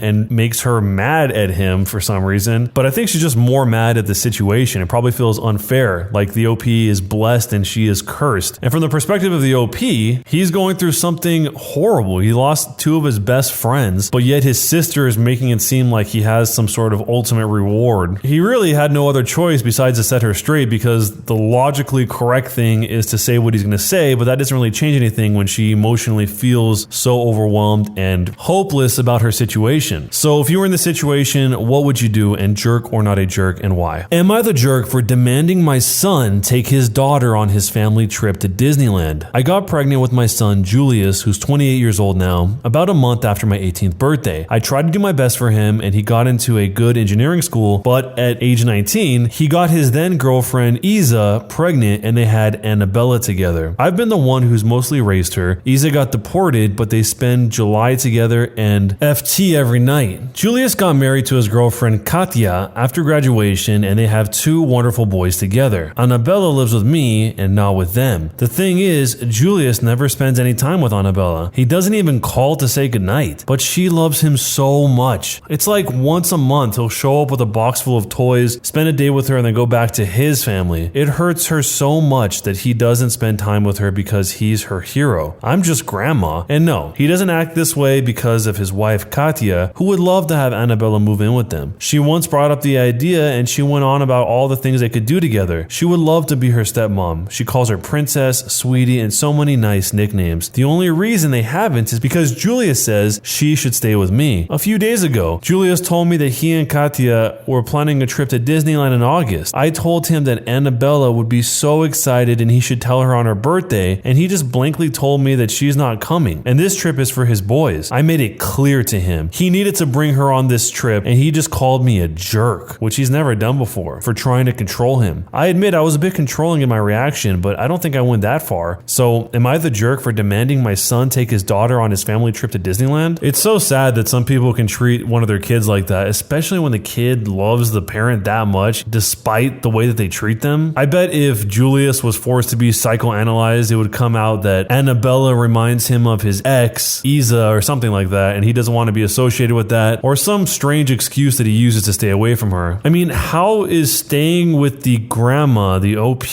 forever even an option? That doesn't even make any sense. I think going to Disneyland is the least of the problems, although it would mean a lot to Annabella. The OP should be asking her son, why isn't your daughter living with you? You have a family, and she's a part of that family. So if you were the grandma, the OP here, what would you tell Julius about the situation, and jerk or not a jerk, and why? Am I the jerk for yelling at my boyfriend for making me leave my best friend's wedding? My boyfriend, who's 27 years old, and I, who am 26, have been together for 2 years. He has a good heart, and he's normally rational, but this one issue is that he expects to accompany me in every occasion, no matter how big or small. He even went with me to my ex-boyfriend's funeral after days of begging. Now, my best friend got married a few days ago. It was very small, and only close family and friends were invited. My boyfriend couldn't come because of the +1 rule. He pitched a hissy fit, saying that my best friend has no respect for my relationship, and was shocked when he learned that I was still going to attend. He told me that if he can't go, then I'm expected not to go as well, but that's my best friend, and I had to respect her rules. He also gave me an ultimatum: either we go together or I stay home with him. I ended up going. Again, I respected my friend's rules. He was angry with me and kept calling me the entire 2-hour drive and then stopped. Later on, I got a text from his friend telling me that my boyfriend got into an accident and was taken to the hospital. I freaked out. He gave me the address and I had to leave the wedding, and I told my friends why. I was crying the entire drive home and kept calling this friend, but I got no response. I arrived to the hospital and asked about my boyfriend, and they checked and told me that he wasn't there. My anxiety reached 160% as I kept calling his friends one by one. I just went home, and there he was, along with his friend. He saw me and said he was sorry, but this was the only way he could get me home after I left him alone. After the initial shock, I blew up, yelling at him about lying and making me leave my friend's wedding and having me literally go to a hospital and freaking out because of him. I kicked his friend out and we got into an argument. He kept talking about how much I love him, thus I left, which is my own doing and not his, and he was just trying to see if I really chose my friend's wedding over him. He then argued that my friend caused this and I shouldn't agree with her to exclude him. I said what he did was horrible and called him horrible, and then I went back to my room. It was awful because my friends kept calling to check in on him because they thought he was really at the hospital. He said I just overreacted and then I yelled at the wrong person. Am I the jerk? Did I go too far for yelling at my boyfriend for making me leave my best friend's wedding? This is ridiculously emotionally manipulative, emotionally abusive, and just heartless. I mean, how deeply insecure do you have to be to not only try to prevent your girlfriend from going to her best friend's wedding, but once she actually went there, to make up a lie and say that you're in the hospital so she has to drive another 2 hours back to see what happened because she thinks it's an emergency? This is a controlling type of personality to a whole nother degree. A lot of the times it seems like when somebody's trying to be extremely controlling and the person doesn't comply, they end up going for some sort of physical altercation. But in this case, it's purely this mental punishment that he's inflicting on her. This girl has got to get out of this situation as soon as possible, because if this happens this early on, imagine what's going to happen years down the road. But what do you think? Jerk or not a jerk, and why? Am I the jerk for telling my wife to get over it, knowing that she's struggling with infertility? Make sure to subscribe to Am I the Jerk on YouTube and hit the notification bell. I'm a 42-year-old man, and my wife, who's 38, have been trying for a child since we tied the knot 6 years ago. We haven't had any success. We have had failed IVF treatments and miscarriages again and again. This has obviously taken a toll on my wife. I own a business. A year after my wife and I got married, I hired hired Noah, who's 26 years old. Noah has a fiance, Taylor, who's 26 as well. Noah and I get along great. He's like a second son. I have one from a previous marriage and we have a good bond. Taylor is also a great girl. She's very kind and they seem very happy in their relationship. My wife has always had some sort of animosity towards Taylor. I'm not sure why. She just seems to get very angry around her. Early on in a meeting, Taylor tried to talk to my wife, but she would always brush her off or ignore her. My wife has told me she thinks Taylor is too stuck up, only because she comes from money. Over the weekend, we all attended a gathering. We ran into Noah and Taylor. Now, Taylor is a very slim girl, and her stomach is usually flat. She looked very bloated. She sat for a majority of the party and was only drinking water. She also wasn't as dressed up as she usually is. Noah had talked to me a few days prior asking me for tips on being a dad. He said they were expecting, so I knew this. It slipped my mind to mention to my wife beforehand. A few of the other women at the party asked Taylor if she was pregnant. She said yes. They then asked her how far along she was, and she said she was only 11 weeks, but they were expecting triplets. So she looked a lot bigger than she would had they only been having one. My wife lost her mind, to put it lightly. She started accusing Taylor of always trying to one-up her and being a stuck-up bee. Taylor started sobbing, and I quite literally had to drag my wife out of the party and drive her home. Noah and the other guests were trying to console Taylor as we left. To say that I was livid would be an understatement. We went back and forth, and I told her that she would need to get over whatever hatred she has towards Taylor because she has done nothing wrong, and that our fertility issues are not the fault of another person. She called me an unbelievable jerkhole, and we haven't spoken to each other since. I talked to Noah and Taylor earlier today, and they said that they were fine. Taylor said she understood and didn't mean to upset my wife. She also said that she's just very sensitive and emotional. I told her it wasn't her fault and that I hope she has a safe pregnancy and that they could reach out for any help. My wife overheard this and called her sister. Now they're both calling me a jerk for siding with Taylor and Noah. But am I the jerk for telling my wife to get over it, knowing that she's struggling with infertility? There is a lot of misplaced anger the wife has for Taylor here. Taylor just seems like she happens to be at the wrong place at the wrong time. This is obviously a super sensitive subject to the wife, but then Taylor not only gets pregnant, but gets triplets. She gets 3 babies in one shot. Maybe the wife feels like it's okay to act like this because there's some sort of power dynamic since the husband, the OP here, owns the business, and she thinks that she can just treat people really poorly because her husband owns a business, which is a bizarre take, but sometimes people are like that. And the wife telling her sister what happened and then them both getting mad at the OP is probably a case of the wife not completely accurately telling the sister what would be going on, because if she did, the sister would have no reason to be mad at her and call the OP a jerk. So, knowing what you know, is he a jerk or not, and what would you do? Am I the jerk for announcing my pregnancy in front of my infertile friend? She recently found out. I'm a 25-year-old female and I found out that I was pregnant 3 weeks ago. We decided to wait until we told. Our friends are like our family. We share everything with each other right when they happen, so this was not typical behavior. 2 friends in the group, Sandra, who's 28, and her husband, Sam, can't biologically have children. Sandra can't biologically have children. They found this out about a month ago, hence why we waited to announce the pregnancy. Both of them were sad about it. Sam and I grew up together, so I know how much he wanted kids. Both my husband and I had to tell our friends. I already had started to show symptoms, and I didn't want them to feel like I kept this from them. We are very close. All of us have been friends since forever. Most of us have not so great families too, so we're each other's chosen family. We wanted to share this happy moment with them. We called everyone over to our house. Everyone already knew something great happened because I always make cookies when I get good news. I told them, yeah, something great has happened and that I was pregnant. I told them that I found out about a month ago as a response to someone who asked. Kelsey, another friend, told me that she was hurt. We didn't tell them immediately, like she did when she was pregnant. Everyone was happy for us, or so I thought. I felt so much relief after telling them. Sam gave me a hug and I could see that he was happy sad. And I told him that I actually wanted him to be the godfather of our baby. He just kept hugging me and I started crying out of happiness. I didn't notice until Kelsey's husband pointed out, but Sandra was no longer sitting on the couch. I went to the kitchen to check on her and she was crying. I told her I'm sorry if this was difficult considering her news and asked her if she needed anything at all. She didn't say anything. She just went to the living room. I followed her and she turned around and said, "You're a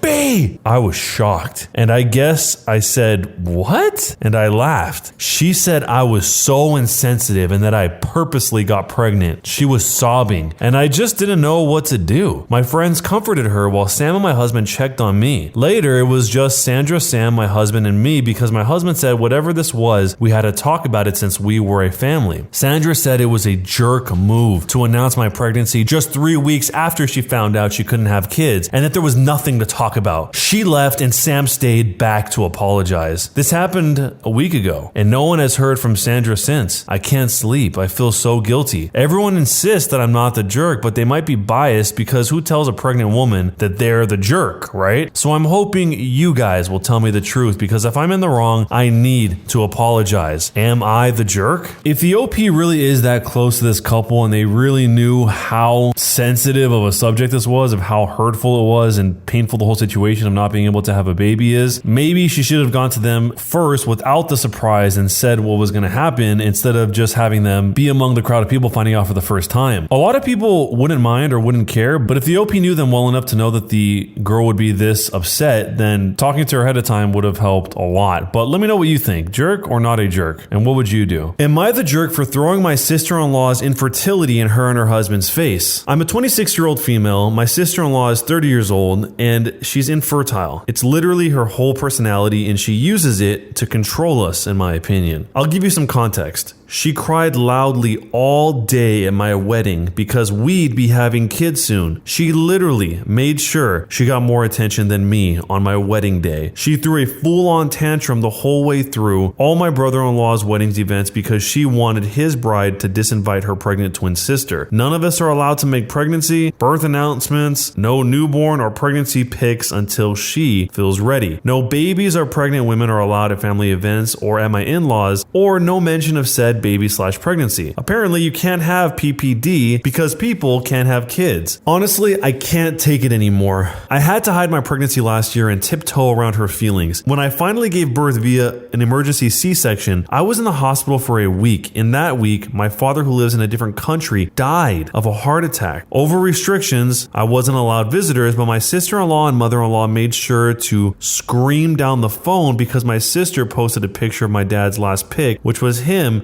FaceTiming my son. We cut contact until December. Everything was okay until today. I went live on Facebook because my daughter, who's 4 years old, was teaching my son to say mama. He finally said mama, but kept giving my husband dirty looks when he'd asked him to say dad. I realized the minute the nasty comments, phone calls, and texts started coming that I made a mistake. But at this stage, forget her. We just blocked them. My sister-in-law, her husband, my mother-in-law showed up at my house screaming about how insensitive I am and that I knew it would trigger her, etc. I was trying to calm everyone down until her husband called my kids crotch goblins. So I looked her straight in the eye and I told her I don't give a flying hoot that she's infertile. That's her problem and not mine. Then I told her husband he probably can't have kids because he's a little bee that can't afford IVF. And then I slammed the door in their face and looked at my husband, who was shocked and told me he'd put the kids to bed and have some wine. I've gotten so many messages from my sister-in-law's friends and cousins that I'm starting to think that I went a bit too far. So the update from the future says a few things have happened in the last few hours and my sister-in-law and brother-in-law showed up at 5 a.m. screaming and banging on my windows. They did some damage to my car and broke 2 windows trying to get in, along with destroying my daughter's swing set. We called the police and they both got arrested. We have cameras. My brother-in-law, his wife, and strangely, father-in-law want us to press charges. And we plan to. We also plan on cutting contact, getting a restraining order. We are currently at my brother-in-law's on the advice of our father-in-law. I've documented any calls or messages I've gotten from her friends/in-laws. She will be completely cut off, so will my mother-in-law, so we can enjoy our kids growing up. And for those wondering about the gender reveal story, here it is. My brother-in-law's wife, Rose, decided to have a secret gender reveal with just close friends and family family, so sister-in-law wouldn't find out. The party was beautiful, but about 20 minutes after they popped the gender reveal balloons, my sister-in-law comes screaming into our house like a banshee. Someone posted the reveal on Facebook, screaming at Rose, her husband doing the same to my brother-in-law, so Rose started screaming back at my sister-in-law, and she attacked Rose. Her husband knocked 2 tables over,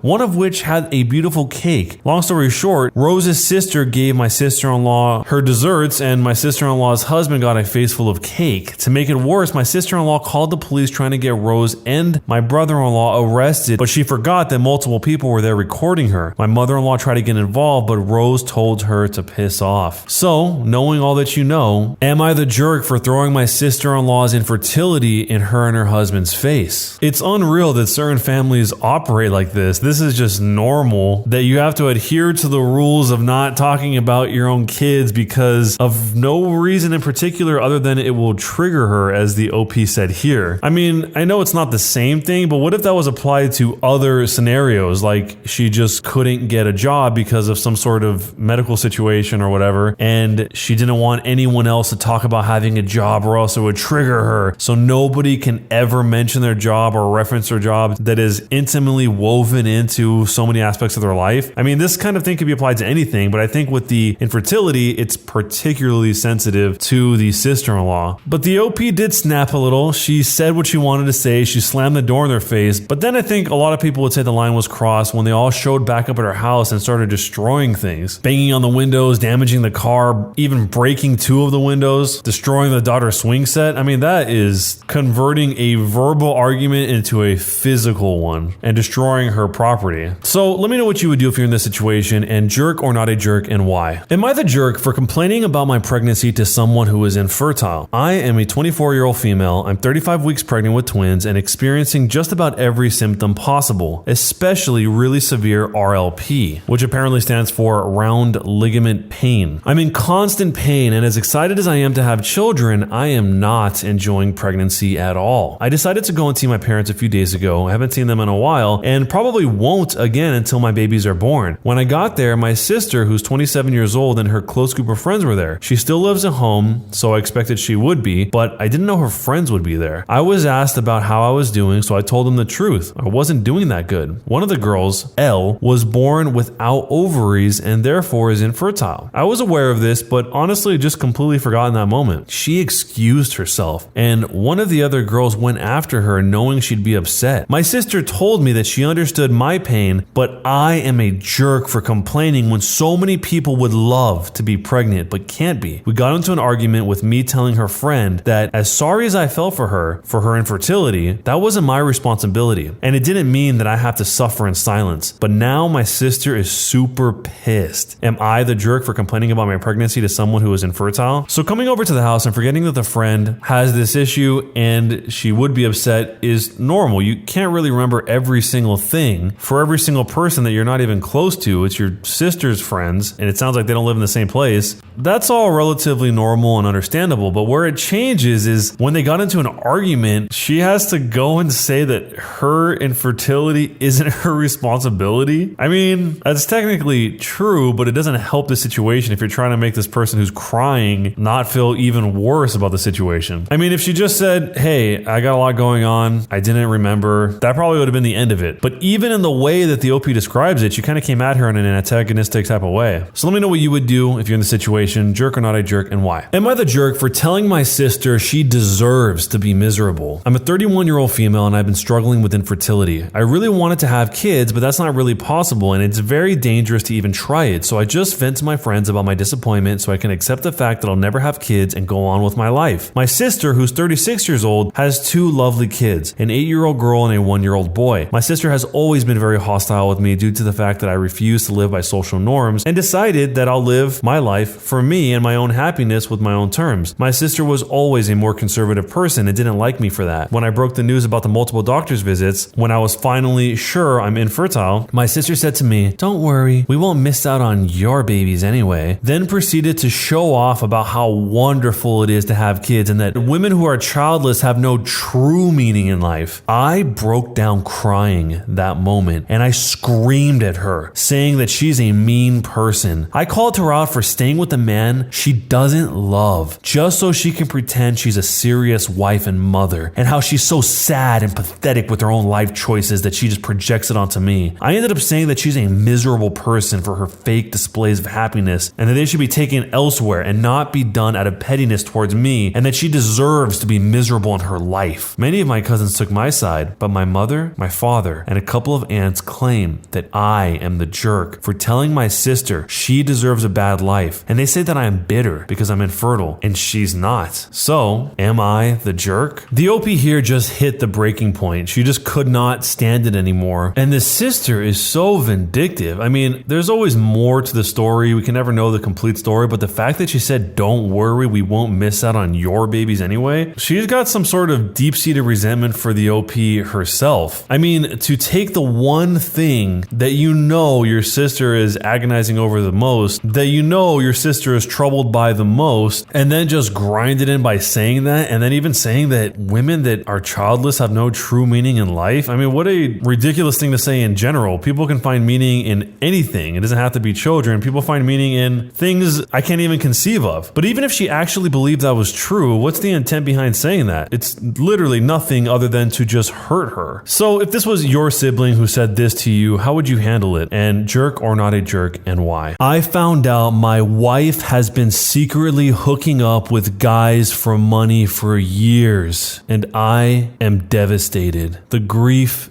is unbearable. Before we start the story, make sure to subscribe and turn on notifications. My wife and I met in college. She was the most beautiful girl I had ever seen. She always had a crowd of guys following around her. I had some classes with her over the 4 years, but I never pursued her because, well, all the other guys. One day, after class, she asked if I would study with her, and the rest is history. We got married. Starting our careers in the same industry, but different companies. It's a male-dominated industry. I found immediate success while she struggled. She changed jobs in the first year, she continued to struggle, and in the third year she became pregnant with our first son. She even worked through the pregnancy. A few weeks after giving birth, in a physical routine, her doctor asked her to do a biopsy of her cervix. The results came back as precancerous cells were found. The doctor advised if we wanted more children, and if so, to do it as quick as possible, as this progress and a hysterectomy will be needed eventually. So, when she was up to it, she became pregnant again. She gave birth again to a boy within a year of each other. Afterward, more tests were done and a different doctor advised to do the procedure now. We should not wait. With 2 babies, still infants, she had her procedure done. She was heartbroken that she was done having children as she wanted a large family. She poured herself into being a great mother, and she was. She became a stay-at-home mom. She took care of everything at home. Meanwhile, my career was moving along. I was offered a position with another company with a large salary bump. Life is good. When the boys went off to school, she volunteered at school and was a fixture there. I should mention that we had close friends that we went to school with, A and B, another couple. A was the wife, B was the husband. We saw each other often. They started their family about the time that we did. They have 1 son. Our 2 families went on vacation together, dinner together, outings. We were best of friends. After the son was born, A, the mother, went back to work and is very successful. B, the husband, had a good job also until his job was eliminated. He struggled to find work in his field as the economy back then really affected his field. So the decision was that he would be a stay-at-home dad while looking for work where we lived, as they did not want to move. My wife and B did things together with the kid since they were both stay-at-home parents. When the kids were all in school, they still hung out. You can probably guess by now they had an affair. This story is long, but not over. After about a year of this affair going on, where they would have all day to do whatever they wanted to do together in their affair, while A was at work and I was at work, B asked my wife if she ever thought about doing a 3-way. B had a friend he wanted to bring into the situation, and my wife agreed. The day came and this guy C came over to B's house, and they all did the deed together. Afterwards, the guy C told them that he usually had to pay for this, so he left a couple $100 bills and asked my wife if they could have a one-on-one session. My wife told him that she needed some time to think about that, and B would get back to him for her. Eventually, C recommended someone else, and thus a business was born. Eventually, B got a job job and had to leave my wife on her own. She used a different cell phone. She rented out a storage unit and made it into her closet/office. She used the money she made from this business to buy outfits that her clientele requested. She even bought a car. She did not want her minivan spotted at a hotel. The guys had to pay for a room at a nice hotel. She kept the car, the storage unit, and everything was in cash. That's how she pulled this off. She never brought the money into our lives that I know of. Though we would send the kids to different day camps during summer, she claimed she tightened up our budget to pay for it. She only worked during school hours. She always picked up the boys at school. On a few rare occasions, B would pick them up and keep them until she got home. Our home life never suffered. I admit I was working a ton and moving up the ladder. The weekends were our family time. That's generally when I did things with my wife. I thought because of my work life, this worked best. Most nights we would just cuddle on the couch and watch TV. Well, by the time that we have one son in college and our other son is a senior in high school, I get a call from B. My wife is in the hospital. He was very vague, but he said that she is hurt bad. I rushed to the hospital. My wife is hooked up to a bunch of machines. They have already cleaned her up and taken her for x-rays. She has a broken jaw, a broken nose, a fractured orbital bone, and possibly a concussion. They say she will make it, but it will be a long road ahead. A police officer was finishing up and left. Keep in mind, even though it had been going on for years and years, at this point, I still had no idea about the affair or any of this work that my wife was doing. I, of course, wanted to know what happened. She was crying and talking gibberish through her sobs and pain medication. A nurse said that I should let her rest. They were moving her to a room soon. She handed me a bag with her clothes in it. I looked in the bag and asked if these were hers because she never wears heels and the dress was totally unfamiliar. The nurse said this is what they brought from the hotel room. So they pushed me out of the room and I called my sons to let them know. Later that night, when the fog of her medication started to wear off, I got some of the story. She drifted off again. I had my youngest son sit in with her and I called B. Why did he call me? How did he know about this before I did? What was going on? So finally, B came clean about what my wife was up to. Leaving out his affair and his involvement, I was devastated. We eventually got her home after the surgery on her jaw. The nose would wait. She convalesced at home. As she got stronger, I got the whole story. I called A, the wife, and told her about the affair that my wife and B had together and B's relationship to her as a pimp. She threw B out, and as soon as my wife got on her feet, I told her we were done. I asked her to move out, and she did. She moved in with B. I got the divorce rolling. Now I'm sitting here 5 years divorced. I still love her. It feels as if she has actually died. The grief is unbearable. My boys know what she did, and I have not spoken to her since she left. What should I do? I can't even imagine spending,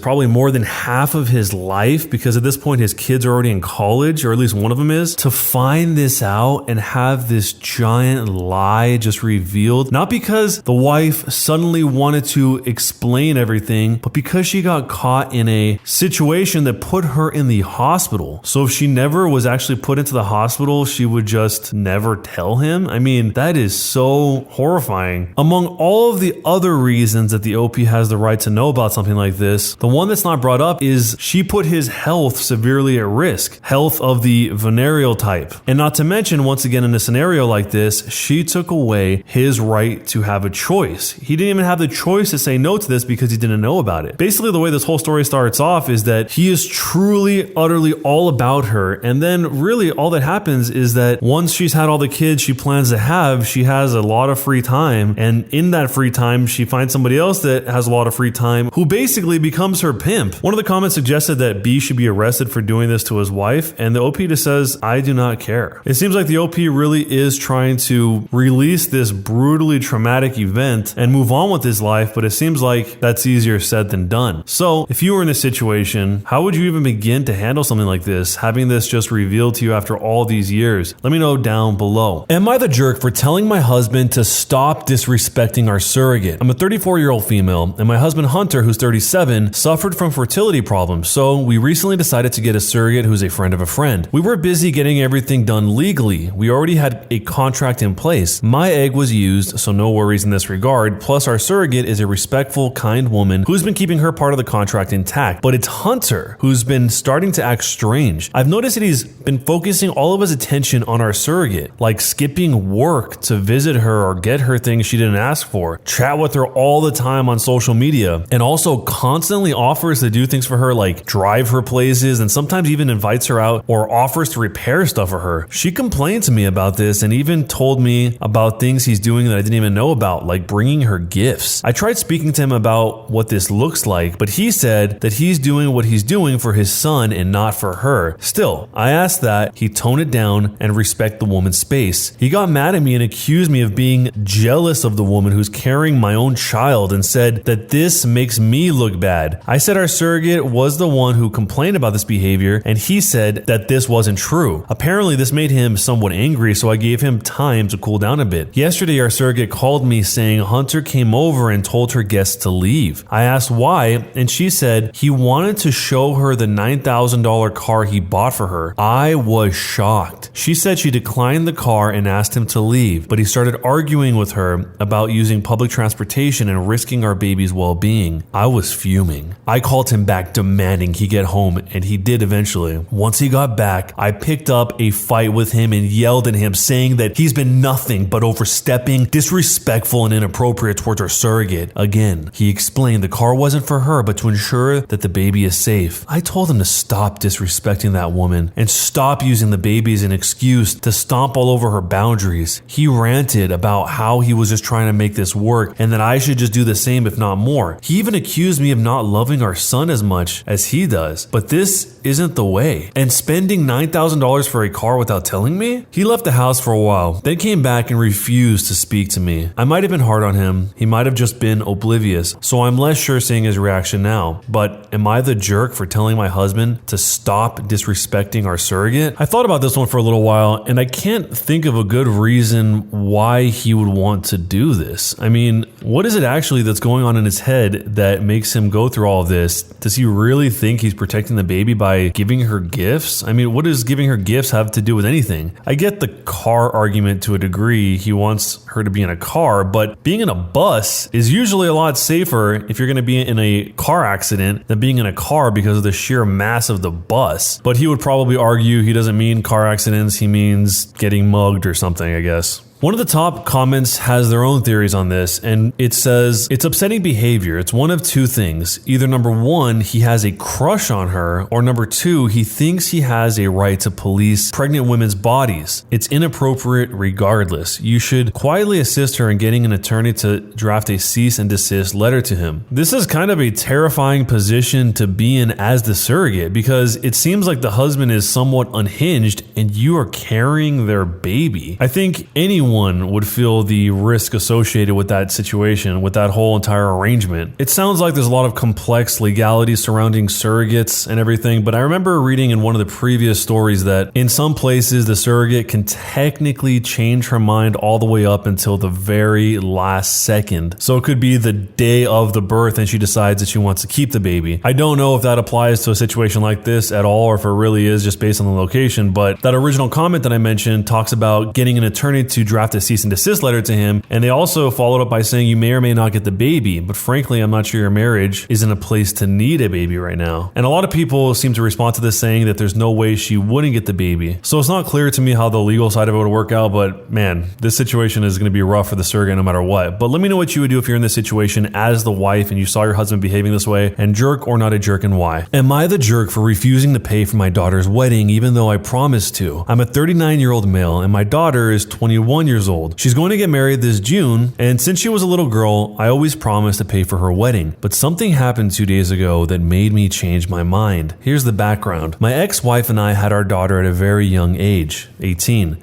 We got married. After 6 years of marriage, I could find myself and come out to my wife. She understood, and we had a very amicable divorce and split custody. My daughter was always daddy's girl and always got along well with my partner, who's a 38-year-old male of 14 years. She is planning her wedding. I was paying for it, and let me know a few things that she wanted for her special day. Number one, since their future in-laws are so conservative and religious, my husband is not allowed to attend the wedding. I said, okay, it's your day. Number two, my son can't attend either. either. No, it's going to be a child-free wedding. Number 3, I can't talk about my quote lifestyle because she doesn't want to make her in-laws uncomfortable. Therefore, I told her that if her in-laws are so important, they should pay for the wedding. She got mad at me and called me a child and said that if I keep on with this attitude, she'll ask her father-in-law to walk her down the aisle instead. And then I said, fine, if my family isn't welcomed and I'm excluded, I am not paying for the wedding. She was furious and said that I was being selfish, picking favorites and not thinking about her at all. She complains they can't afford the wedding since they are both too young and reminded me it was a promise that I made. Everyone, including her mom, is calling me selfish. So, am I the jerk here? So she just wants an ATM. She doesn't want her father to be there in the way that is not hurting anybody, is not causing any harm to anybody, but will mildly inconvenience or make the in-laws feel uncomfortable because of their own conservative backgrounds, but yet wants him to pay for everything. A wedding is extremely expensive. Even a lot of the very simple weddings are extremely expensive. So even if the OP has a lot of money, this is probably still a very significant portion of his savings. And he's probably just hurt that after a lifetime of having to deal with stuff like this, his own daughter is trying to hide him away from the in-laws. He probably gets the sense that she's ashamed of him and his lifestyle, as she put it. But if you were the father in this situation, would you pay for the daughter's wedding or not? Let me know down below. Am I the jerk for kicking my sister out from every streaming platform I own because she kicked my dad from her Netflix? This is not in the US. The streaming device prices are really high here. I'm a 25-year-old male. My mom passed away 4 years ago. And one of the things my dad, who's 65, enjoyed ever since was movies. They really enjoyed doing it together, so I guess he took comfort in keeping the activity going on his own. At that time, my sister, who's 32 years old, got a 2-screen Netflix subscription and gave one to my dad so he could use it whenever he wanted. During those 4 years, I was pretty much able to get all of the rest, and since my sister was paying for my dad's Netflix, I thought I gave one of our screens to use, so no biggie. I've been out of town ever since New Year's Eve, and I finally came back home a week ago. I told my dad that we should see a movie together in Netflix or something, but he said the Netflix wasn't working. I found it odd, so I asked what he meant. While taking his phone, he said that he asked my sister a few months ago, but she said that it wasn't working, so they'd wait for it to work. I only hummed and tried to log in again, but it didn't let me, so I called my sister asking for the password. She said she couldn't share the account anymore because now that they had my nephew, they were using one of the screens for him, the 2-month-old, and another for her husband. This enraged me. I asked her why she didn't tell me before and why she lied to my dad. She said she didn't have the heart to tell him, and I told her, but you have the heart to lie to him? Then I hung up. Since then, I've gotten my dad a new Netflix account. I've changed all of my passwords so only my dad and I have them. 2 days ago, she called saying that my brother-in-law wanted to watch Game of Thrones, but the account kicked him out, and I told her, oh yeah, it was me. She flipped and asked for the password because they can't afford it on their own, and I said, well, I didn't have the heart to tell you, and I hung up the phone again. My brother-in-law texted me calling me petty and a jerk, and my dad's oblivious to all of this. And my sister called again and asked for the password of one of the platforms because my nephew wants to see Encanto, and I said she has to apologize to my dad first at least because she said my nephew's discomfort is on me. So, am I the jerk? This whole thing is very petty. I mean, the nephew can't be watching Netflix 24 hours a day. They should have just said, hey, our nephew's using it, we'll let you know when he's done. There's just a severe lack of communication in this family, but if you were the one in this situation, what would you have done, and jerk or not a jerk, and why? When you subscribe, make sure to hit the bell to turn on notifications. To finish listening to all the stories, check out the playlist at the top of the description. And if you want some chill music to put on in the background, check out easymode.com. If you like Am I the Jerk, subscribe to Am I the Genius. Everything will be linked down below in the description.